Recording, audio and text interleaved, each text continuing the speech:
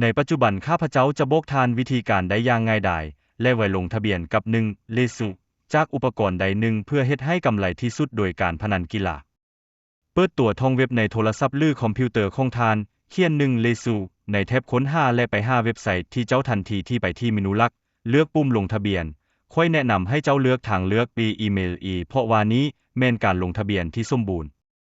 ด้วยการปกป้องข้อมูลของทาน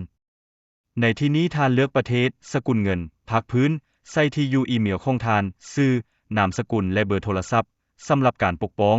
สร้างรหัสผ่านที่เข้มแข็งและใส่รหัสโปรโมชั่น ZEP777 ซึ่งให้ 200% ให้กับเจ้าฝากเงินและกดปุ่มลงทะเบียนข้าพเจ้าจะออกรหัสส่งเสริมการขายสำหรับทานในคำเห็นภายใต้วิดีโอหลังจากนั้นตืมเงินใส่บัญชีของทานในวิธีที่สะดวกและเอา200%ของทานในเงินฝากครั้งทำอิฐ